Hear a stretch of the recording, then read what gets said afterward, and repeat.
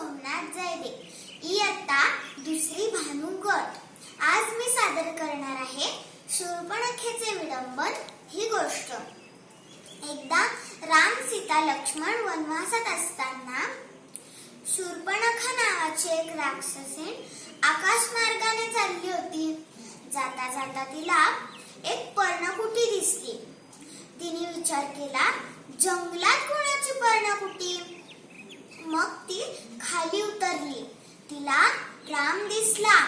मग तिने सुंदर स्त्रीचे रूप धारण केले आणि ती रामाकडे गेली। रामाला म्हणाली, रामा, बघ मी किती सुंदर आहे, तू माझ्याशी लग्न कर।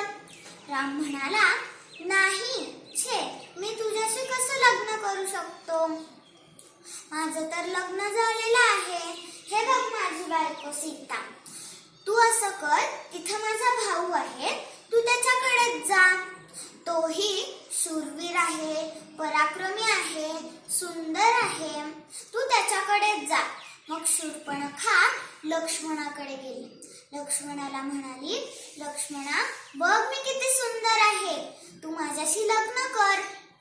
लक्ष्मण म्हणाला, छे छे, मी कसं लग्न करू तुझ्याशी? मी तर रामाचा दास आहे, माझ्याशी लग्न करून तुला काय मिळणार? मग शूर्पणखेला राग आला। मग तिने विचार केला की आपल्याशी कोणीच कसं लग्न करत नाही।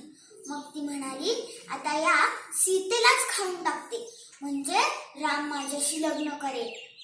मग तिने अक्राळ विक्राळ रूप धारण केलं आणि ती सीतेकडे धावून गेली। आणि मग रामाने लगेच लक्ष्मणाला खून केली।